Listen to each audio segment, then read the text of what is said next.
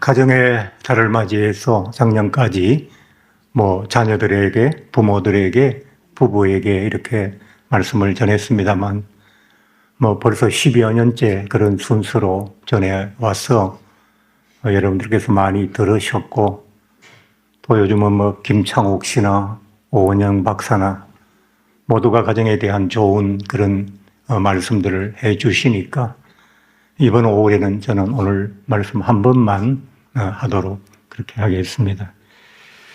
복지부의 조사에 따르면 현대 한국인들은 가정의 행복의 요건을 다섯 가지 꼽았다고 그렇게 나와 있습니다. 첫 번째가 가족 간의 화목한 관계, 두 번째가 자녀들의 바른 성장과 성공, 세 번째가 경제적인 안정, 그리고 네 번째가 부부 관계의 원활, 그리고 다섯 번째가 건강이라고 그렇게 답을 했습니다. 경제적인 문제들이나 건강에 관해서는 목사인 제가 도울 수 있는 것은 여러분의 형편을 잘 알아서 배후에서 기도해 드리는 것이고요.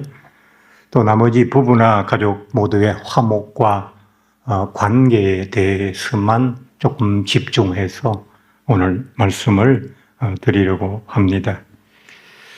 본문을 다시 읽고 이어가겠습니다. 주께서 너희 마음을 인도하여 하나님의 사랑과 그리스도의 인내에 들어가게 하시기를 원하노라.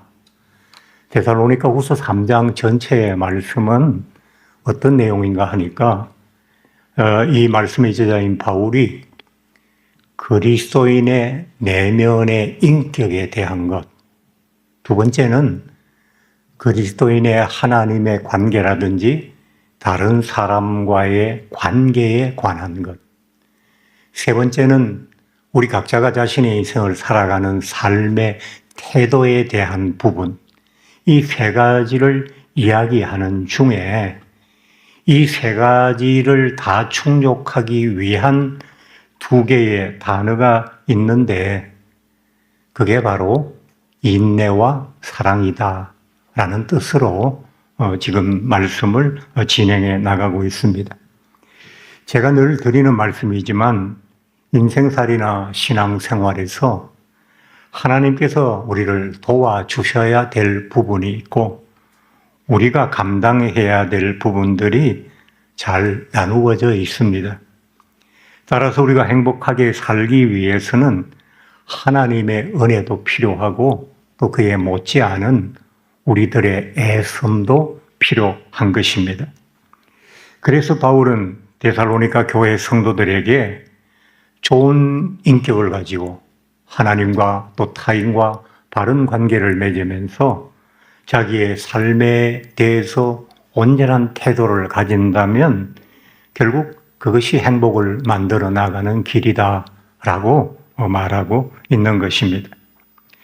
그런데 좋은 신앙 인격을 만드는 것도 그렇고 하나님이나 다른 사람과의 좋은 관계를 만드는 것도 그렇고 자기 삶에 좋은 태도를 가지는 것도 그렇고 이 모든 세 가지의 기본은 이런 것들을 만들어내는 것은 우리 각자의 마음이라는 것입니다.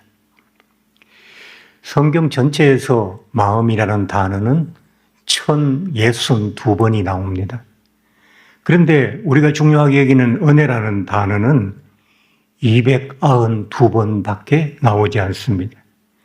기도라는 단어는 366번이 나오고 성령이란 단어는 201번밖에 나오지 않습니다. 숫자적으로 많다고 해서 무조건 중요하다고 할 수는 없지만 성경은 얼마나 우리의 마음에 대해서 중요하게 생각하시는지 모릅니다. 마음의 병듦에서 삶의 모든 문제가 발생하기 때문입니다. 그 마음이 회복됨으로써 우리는 창조 본연의 모습을 상당 부분 회복할 수 있기 때문에 성경은 이렇게 마음 이야기를 많이 하고 있는 것입니다. 화목하고 행복한 가정 생활은 부모에게 혹은 상대 배우자에게 혹은 자녀나 형제들에게 달려 있는 것이 아니라 바로 나의 마음에 달려 있습니다. 여러분께서 행복한 가정 생활을 원하신다면 상대에게 무언가를 기대하기 전에 남편이 아내에게, 아내가 남편에게, 부모가 자식에게, 자식이 부모에게, 형제가 형제에게, 자매가 자매에게 무언가를 기대하기 전에 자신의 마음을 잘 다듬고 관리해야 하는 것입니다.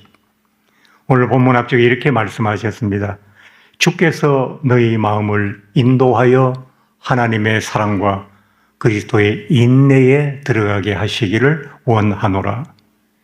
이 말씀에 의하면 사람의 마음은 100% 자신이 만든 마음도 있고 예수 그리스도의 인도함을 받아 형성된 마음도 있다는 것을 우리는 알 수 있습니다.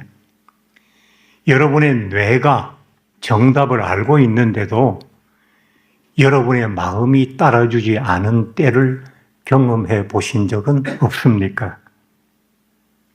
머리는 이러면 안 돼 라고 하는데 마음은 이러고 싶어 라고 고집을 부리는 상황을 여러분 내부에서 겪어보신 적이 없느냐라는 말씀입니다.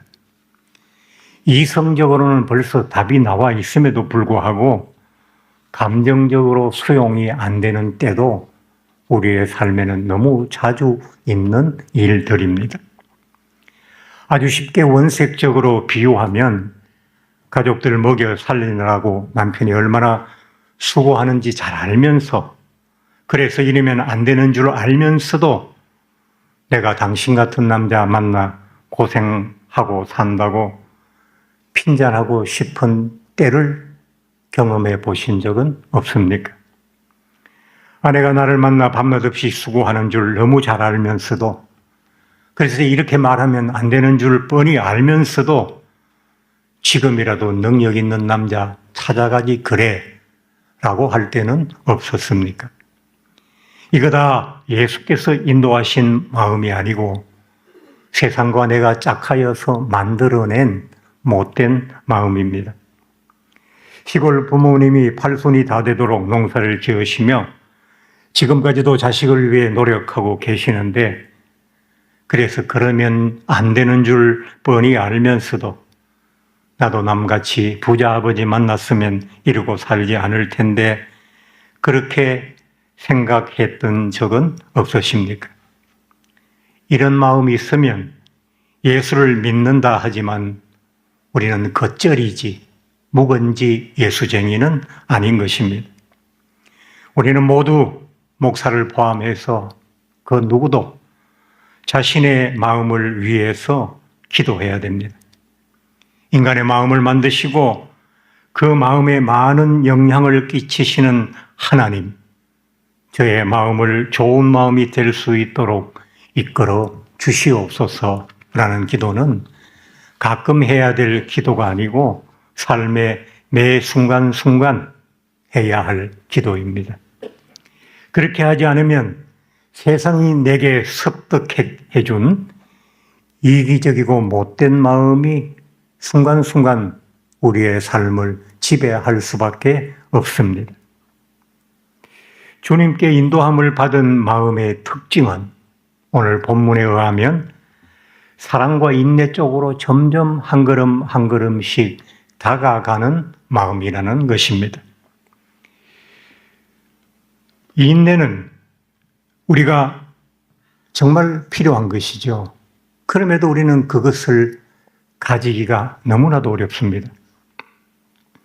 세상의 많은 것으로 흩뿌려진 돌밭 같은 우리 마음은 예수님의 마음과 정반대인 미움과 분노 쪽으로 나날이 달려가고 있습니다.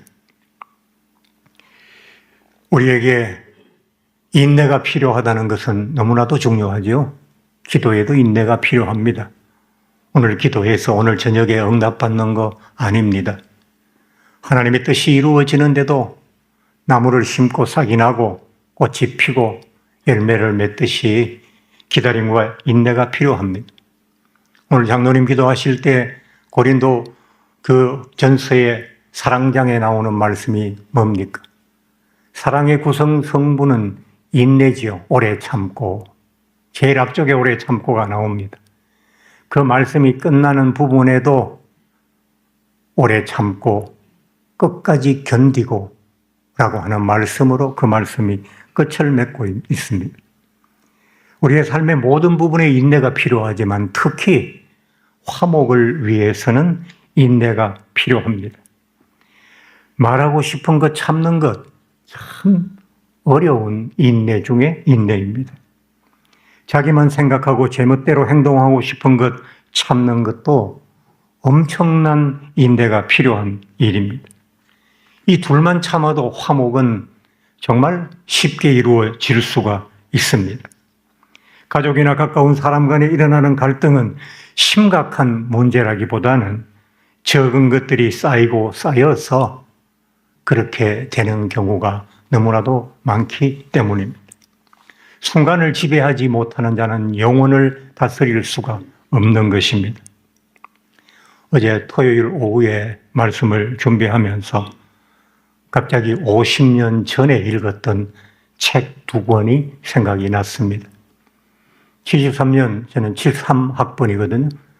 대학에 입학해서 교양학부 수업을 들으면서 수업을 진행하던 교수님께서 이번 학기에 여러분이 정말 읽고 싶은 책 2권 읽어서 그 책 독후감을 각 권마다 10페이지 이상 잘 기록해서 제출하는 것으로 학점을 주겠다고 얘기를 해서 저는 2권의 책을 읽었는데요. 그 리차드 바크라고 하는 사람의 갈매기의 꿈이라는 책이었고 또 한 권은 생텍쥐베리라고 하는 특별한 이름을 가진 사람의 어린 왕자라는 책입니다. 얼마 전에 서점에 갔더니 어린 왕자는 45년도에 출판된 1945년도에 출판된 책인데 아직도 계속 재판이 되고 있더라고요. 갈매기의 꿈에 나오는 주인공은 갈매기입니다. 조나단이라고 하는 갈매기죠. 조나단 리빙스턴 시걸이라는 이름을 가진 갈매기인데 갈매기는 조나단은 이런 생각을 했어요. 모든 갈매기는 그 해수면 위를 아주 가깝게 나릅니다. 왜냐하면 물에서 가끔 튀어오르는 작은 고기들을 물어다가 먹이로 삼고 그걸로 먹고 살아야 하니까요. 그런데 조나단은 갈매기의 그런 삶의 의문과 회의를 느낍니다. 왜 우리는 높이 나르지 못하고 늘 이렇게 먹고 사는 문제 때문에 이렇게 낮게 날아야 되는가? 나는 더 높이 날고 싶다라는 생각을 했습니다. 그의 갈매기답지 않는 별난 생각은 주변의 많은 갈매기들에게 희생을 받았고 그는 왕따를 당했습니다. 그래도 그는 굴하지 않고 열심히 연습해서 마침내 높은 하늘을 날 수가 있게 되었습니다. 리차드 바크는 갈매기의 꿈이라는 책 속에서 독자들에게 이렇게 질문합니다.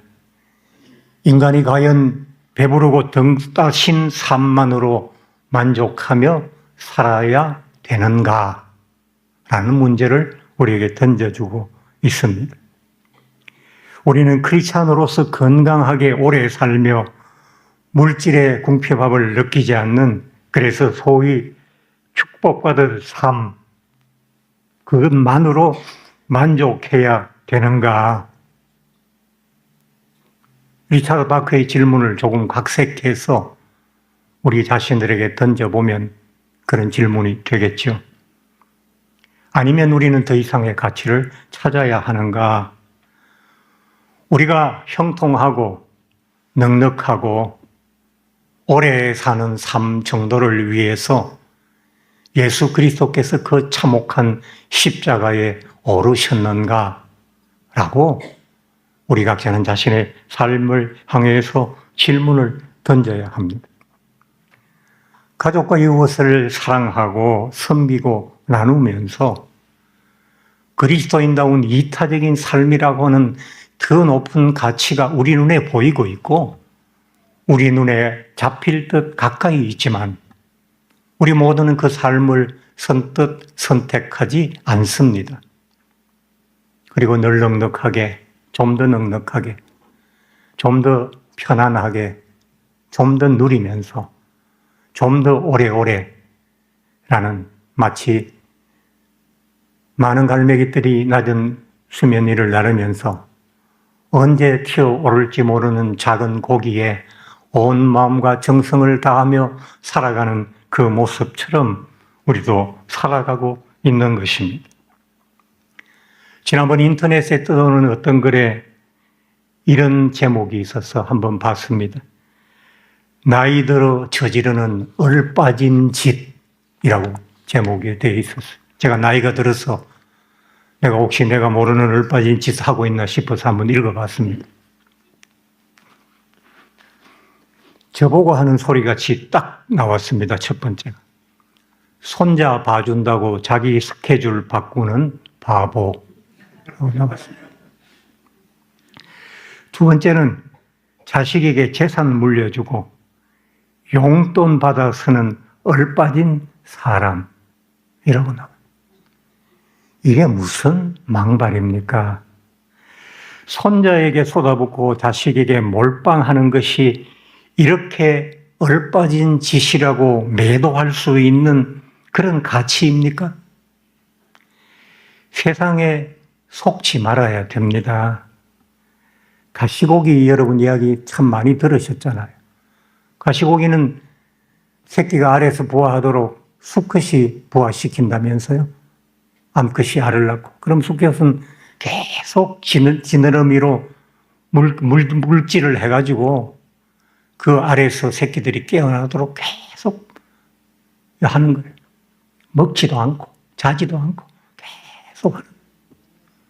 그래서 그 작은 알에서 새끼들이 태어나면 아버지 가시고기는 기진맥진해서 죽으면서 마지막으로 자기 몸을 새끼들에게 양식으로, 아직 새끼가 어려서 스스로 먹이를 찾을 수 없으니까 그렇게 다 주는 거예요. 아니, 우리가 가족을 위해서, 자식을 위해서, 자녀를 위해서 쏟아붓는 그 가치가 가시고기보다 그 열정이 못해서 되겠습니까? 예수께서 우리를 위해 다 쏟아 부어 주셨습니다. 이걸 이런 식으로 표현하면 어떤 식이 되겠어요? 남 살리자고 자기 죽는 바보같이 얼빠진 짓을 한 예수 아닙니까? 우리는 조금만 생각해 보면 지금 세상을 떠돌고 있는 그 말들이 어느 수준의 가치인지를 금방 알 수 있는데 요즘 부모들 그런 얘기 듣고 맞아 자식에게 물려주고 용돈 타면 안 돼. 맞아 손자야 난 자식들이 키워야지 내가 왜 손자를 봐줘. 이러고 거기에 부하 내동해서 따라가잖아요. 예수님이 우리같이 죄 많은, 우리같이 문제 많은 인생 살리자고 자기가 죽었어요. 예수님이 얼빠진 짓 하셨습니까? 바보 같은 짓 하셨습니까? 아니잖아요. 제가 두 번째 읽은 책은 어린 왕자라고 했습니다. 그 책에서 어린 왕자는 자기 별을 떠나서 여러 별을 여행하다가 집으로 왔어요. 막 얘기가 많으니까 정리하고. 그러다가 여우와 장미를 만나게 되는데요. 여우를 만났는데 여우가 이런 얘기를 해요. 지금 너하고 너는 나에게 아무것도 아니고 나는 너에게 아무것도 아니다. 그런데 네가 나를 길들인다면 우리는 서로 특별한 존재가 되는 거야. 길들여져 간다는 것은 시간을 들여서 서로에게 신뢰와 애정을 쌓는 것이고 그렇게 해서 신뢰와 애정을 벽돌같이 쌓아서 서로에게 유익한 존재가 되는 것을 여우는 어린 왕자에게 길들여지고 길들인다는 말을 썼어요. 아내와 남편이 전혀 다른 사람으로 만났어요. 맞겠어요? 결혼하고 딱 혼인신고하고 나면 자동으로 탁 해가지고 둘이가 딱 맞춰집니까? 아니잖아요. 그리고 신혼 때는 많이 싸워요. 3년을 싸우는 사람도 있고 10년을 싸우는 사람도 있고 환갑이 지났는데 아직 싸우는 사람도 있어요. 그게 다 무슨 과정이라고요? 서로의 신뢰와 애정을 쌓는 과정이고 서로가 서로에게 유익한 존재가 되기 위해서 서로가 서로에게 길들여져 가는 과정이에요. 근데 요즘 결혼한 사람들은 길들여지려고 안 하잖아요. 그래서 끝까지 나는 네가 길들여줘. 나는 안 변할 거야. 하잖아요. 그래서 싸우잖아요. 그래서 뭐 결혼하고 얼마 되지 않았어. 나누고 지잖아요. 왜? 길들여지기를 거부하기 때문에. 이야기를 조금 이어나가면 어린 왕자가 그러는 중에 장미밭을 보게 됩니다. 어린 왕자는 자기 별에 있을 때 자기가 소중하게 키운 장미가 한 송이 있어요. 그게 너무 소중해서 별들을 여행할 때도 그 장미를 가지고 왔어요. 자기는 너무 귀한 장미를 갖고 있다고 자부심을 가지고 지구에 왔는데 지구에 와서 장미밭을 보니까 자기가 그렇게 귀하게 여겼던 장미꽃이 한 송이가 아니라 수천 송이가 심어져 있는 거예요. 그러니까 요즘 말로 멘붕이 왔는 거예요. 내가 갖고 있는 이 장미는 귀한 장미가 아니야. 나는 이 장미가 한 송이인 줄 알고 정말 귀하게 생각했는데 그런데 여기 와보니까 장미가 수천 송이나 있잖아. 이렇게 혼란에 빠지는 거예요. 그때 여우가 어린 왕자에게 이렇게 말합니다. 여기 수천 송이의 장미와 네가 갖고 있는 장미는 달라. 네가 가지고 있는 장미는 네가 씨앗을 뿌리고 네가 키워내고 네가 물을 주고 네가 바람을 막아주고 네가 걱정해주고 네가 신경 써주고 한 그 장미잖아. 그래서 너에게 귀한 것이야. 하나밖에 없어서 귀한 것이 아니고 네가 그 장미를 위해서 너의 모든 것을 쏟아 부었기 때문에 그 장미는 특별한 장미고 너에게 소중한 장미인 거야. 다 남편이 있잖아요. 다 아내가 있어요. 집집마다 어지간하면 다 자식들이 있잖아요. 다 부모 있잖아요.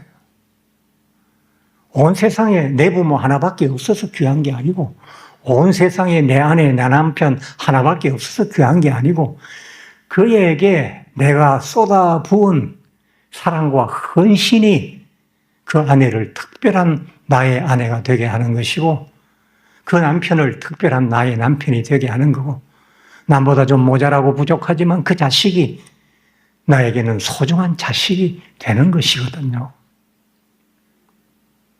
예수님이 왜 우리 같은 거 사랑하시겠어요? 예수님이 자기를 다 우리한테 쏟아 부으셨기 때문에 우리 하나하나가 특별한 거예요.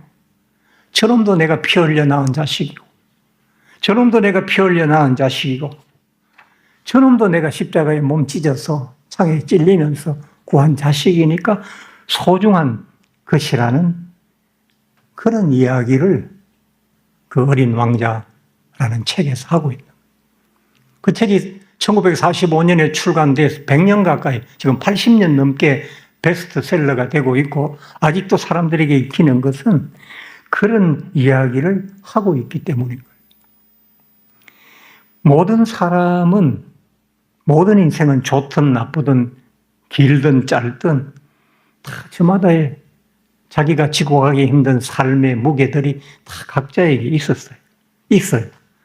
그런데 그 무게를 함께 서로 견뎌주는 것이 바로 가족이거든요. 남편이 사업 실패했다고 이혼하자는 아내. 그건 네 짐이지 내 짐이 아니라는 거잖아요.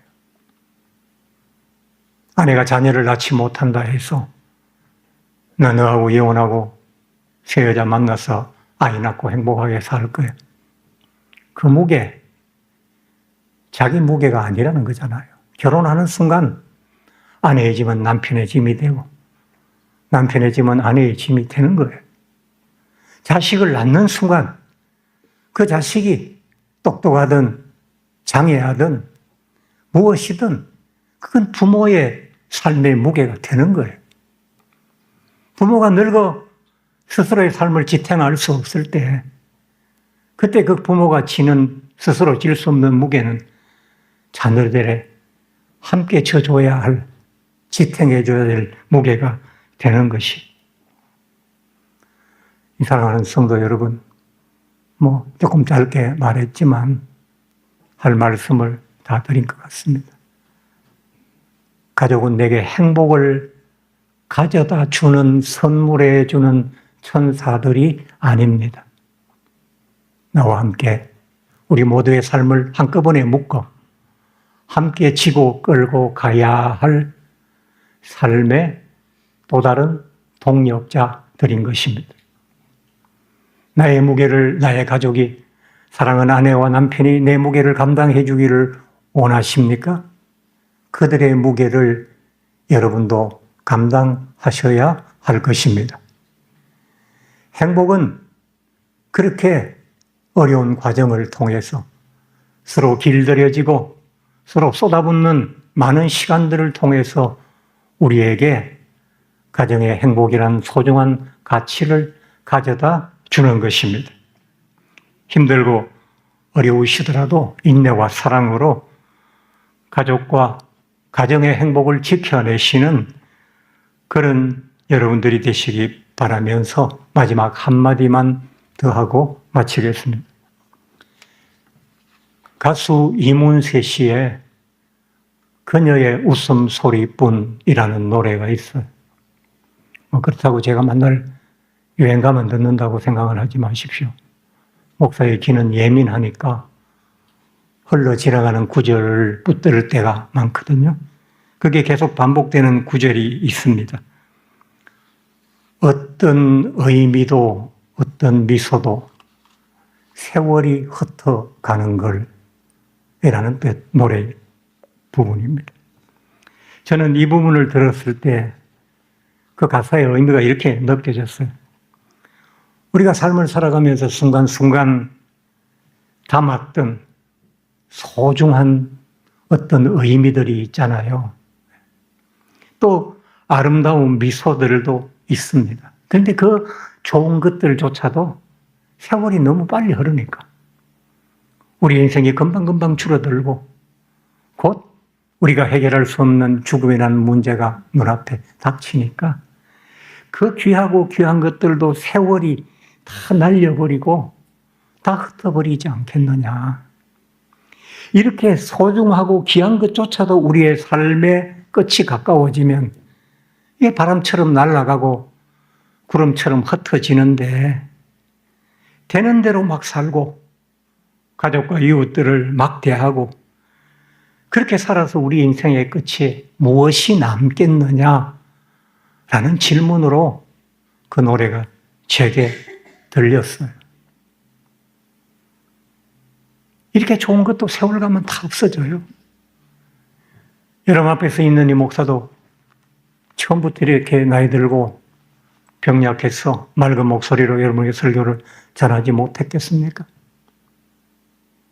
여기 계신 모든 분들 한 분 한 분 뵈면 다 대단한 분들입니다. 우리 이문학 장로님, 월남에 있는 교민들 탈출시키고 그 수많은 교민들을 구해내신 역전의 용사입니다. 우리 이은희 집사님, 헬기 조종사로서 그 수십 년간 하늘을 나는 위험한 일을 감당하시면서 나라를 지켜주셨습니다. 지금은 스스로의 걸음도 쉽지 않은 노쇠한 모습이 되는데 수백 년 걸린 것이 아닙니다. 쏜살같이 지나가 버렸습니다. 이렇게 아름다운 의미들도 이렇게 좋은 미소들도 세월이 다 흩어갈 건데 뭘 그렇게 안 되는 것 가지고 막 살고 막 대하고 막 하고, 그래서 우리 삶의 끝에 무엇이 남겠느냐라고 그 노래가, 노래 한 구절조차도 저를 깨우치는 것 같았습니다.